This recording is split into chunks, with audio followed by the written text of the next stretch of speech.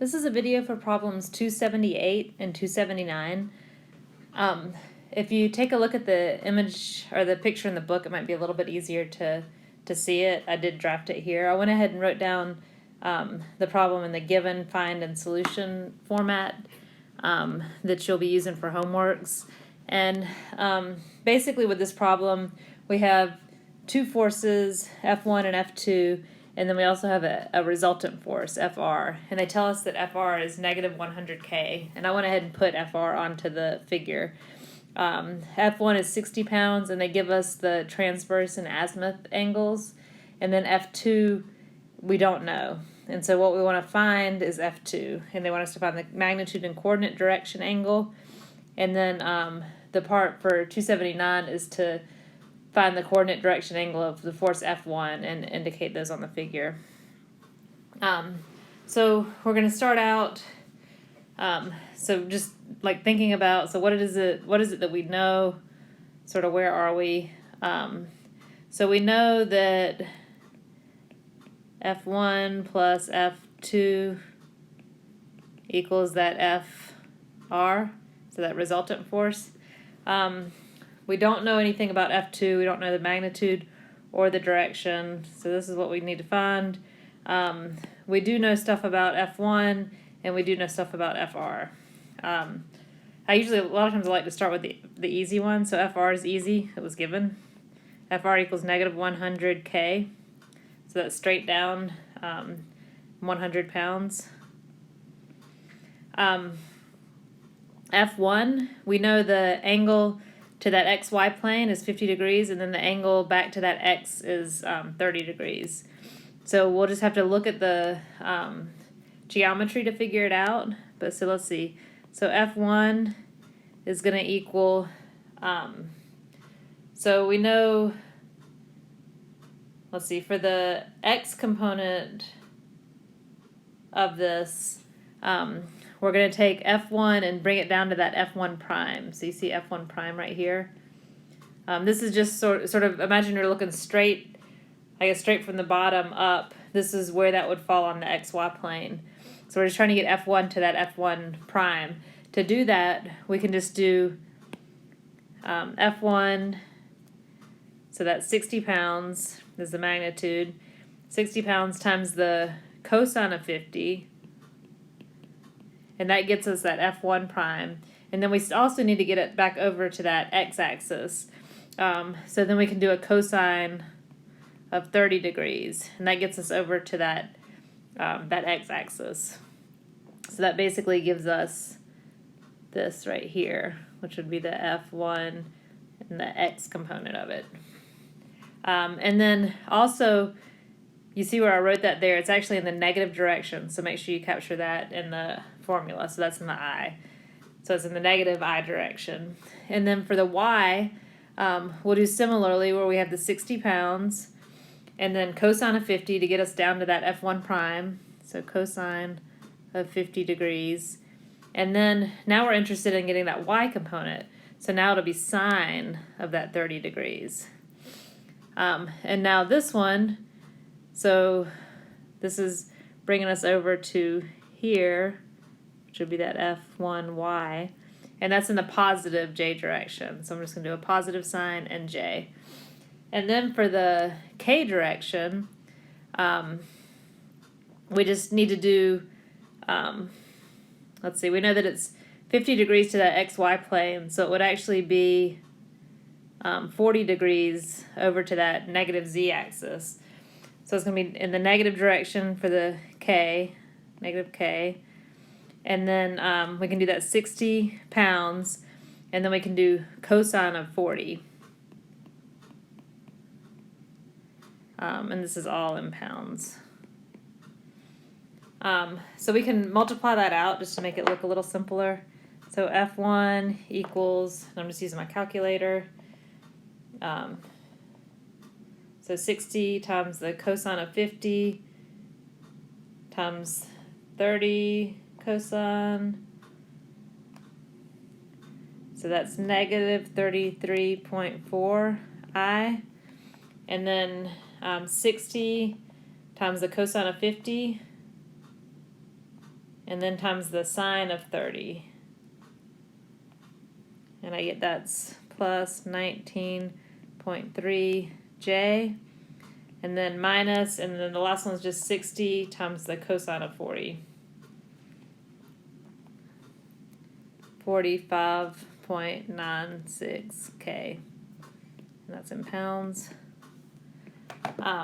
So now we can figure out what F2 is, right? So we can fill in this formula. So I'm going to use a different color now. Let's see. So we know F2 is going to equal FR minus F1. And I just rearranged the formula that we'd written in the beginning. So I rearranged this formula. So F2 is going to equal FR. So FR is that negative 100k. And then minus F1.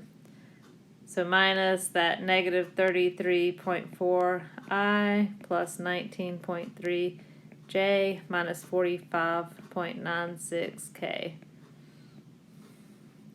And so basically for that minus, we'll just make this plus and make that a minus and make that a plus. And so we end up getting F2 equals 33.4i minus 19.3j. And then we have the 45.96 minus the 100. So we get negative 54.0k. And that's in pounds. So now we know in Cartesian coordinates, now we know what the F2 is. Now what we need to do is, so this is good. This is part of what we need. But they actually, if you look at what they asked for, they actually asked that we provide it in, see, it says magnitude and coordinate direction angle. So we need to translate into the magnitude and coordinate direction angle. So I'm just gonna copy this to move it over to the next page.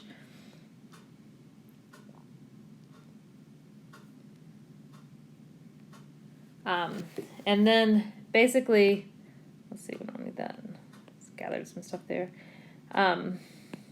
Basically, what we need to do now. So we've got the vector for F2. Now we just want to figure out what the magnitude is.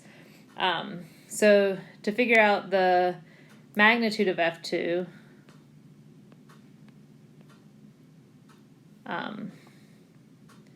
is just going to equal the square root of each of those components squared. So 33.4 squared plus 19.3 squared plus 54 squared. And it's actually plus and then negative 19.3 squared, but then that takes away that negative sign. So now I'm going to do that. Let's see. So I'm squaring each of those.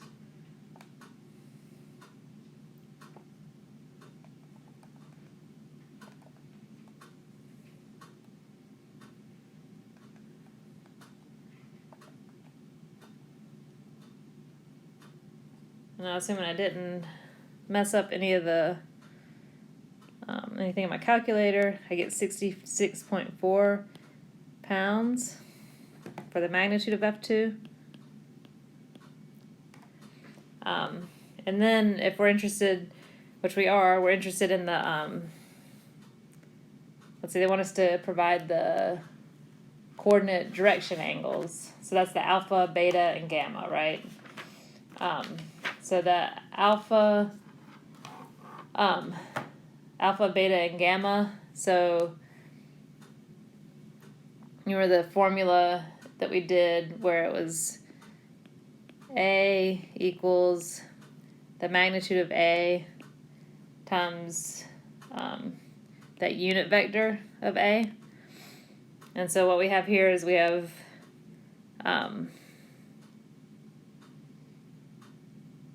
let's see, and then when we broke it out, it was that magnitude of A times cosine of alpha I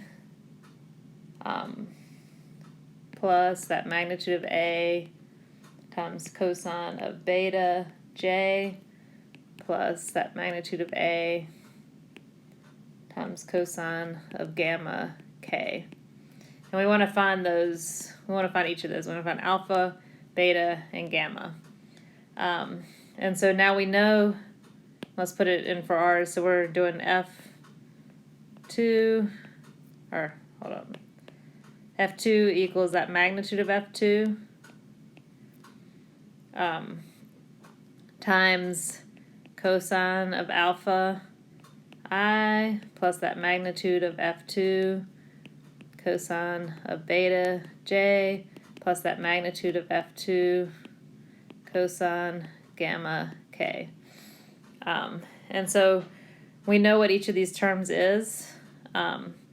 So we know, and we know what F2 is. So if we look at the i's, we know that 33.4 is going to equal that resultant force is 66.4 times cosine of alpha, and therefore alpha is going to equal the inverse cosine of 33.4 over 66.4. So we just divided both sides by 66.4 and then took the inverse cosine.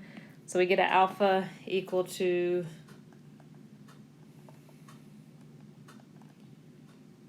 I'm just doing the quick calculation. Alpha equals 59.8 degrees. For the J, we have the J component was at negative 19.3. That equals that magnitude of F2, which is that 66.4 pounds, times the cosine of beta. So beta is going to equal the inverse cosine of that negative 19.3 divided by 66.4. And so beta is going to give us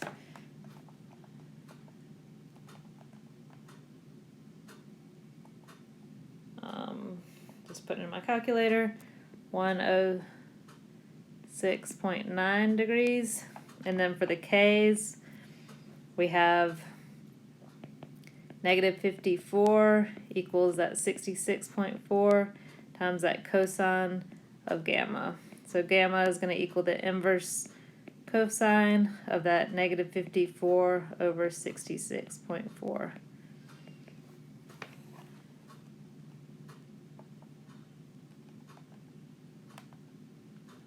Just putting it in my calculator. So I get gamma equal to 144.4 degrees. So now we have all the parts of that now. So we have that F2, we have alpha, we have beta, and we have gamma. And that's what they had asked for, magnitude and coordinate direction angle. And then we also need to do the same thing for F1. So F1, we'd already figured out what that was. So that's, I'm going to copy this F1. And then we'll go to another page. So we're getting on to, let's see, we're getting on to page 3 now. All right, there we go. So here's our formula. Then we basically want to do the same thing that we just did, right? So we need to first figure out what that magnitude of the force is, and then we need to go through and figure out the alpha, beta, and gamma. So the magnitude of F1 is just going to equal the square root of 33.4 squared plus 19.3 squared plus 45.96 squared. That's going to give us, just put it into my calculator,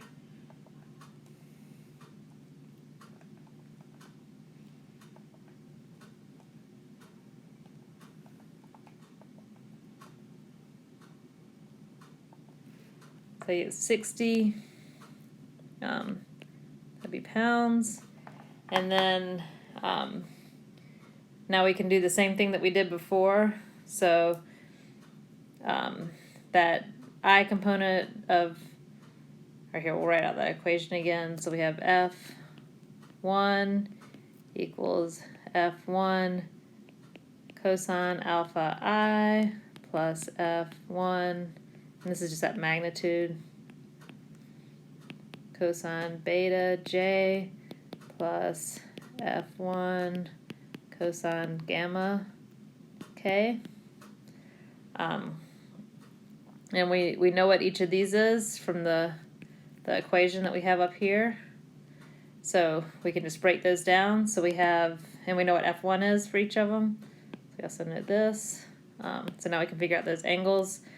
So negative 33.4 is going to equal 60 cosine of alpha. So alpha is going to equal the inverse cosine of negative 33.4 over 60.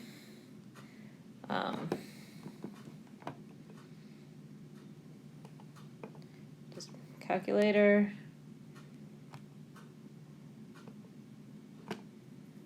So alpha equals 123.8 degrees.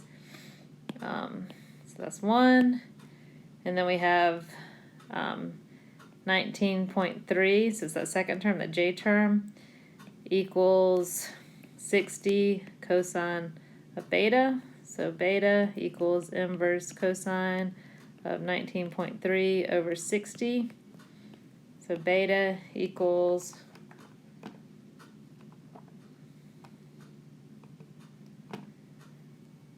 71.2 degrees. We're almost done. And then the last one is, that last component is negative 45.96 equals 60 cosine of gamma. So gamma is going to equal the inverse cosine of negative 45.96 over 60. So gamma equals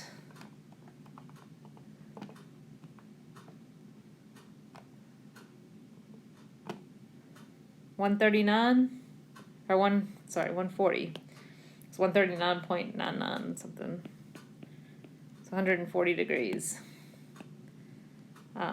So that was, I think that was everything they asked for. So I'll go back in to the problem. So we wanted to find F2 and magnitude and coordinate direction angle, so we did that.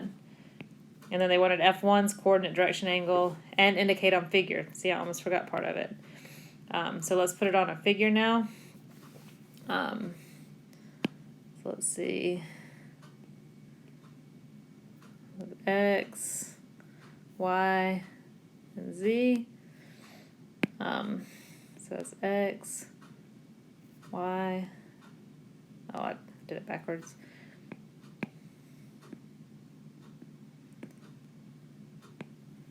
X, Y, and Z. And we know it's going to be, might be easier just to use the pink one here up here. So negative 33.4 in the I direction. So this will be the negative direction. So negative 33.4 in the I, 19.3 in the J. So something like that. And then in the K, it's negative 45.96. So something like that. So let's see. So that would be that azimuth one. Let's see. And then let's basically this to right there.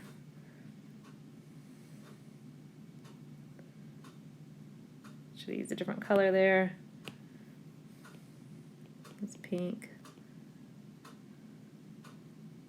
So that's that F1. And let's see if that makes sense. So we had 60 pounds. That would be hard to tell. Alpha is the angle to the x-axis is 123.8. So that's the positive x-axis. That makes sense. It's more than 90. Beta is the angle to the y-axis, which is 71.2, which that might be the case there. It's hard to tell when you get these 3D ones. And then gamma is 140 degrees to the z-axis, which that sounds like that could be doable. So there we go.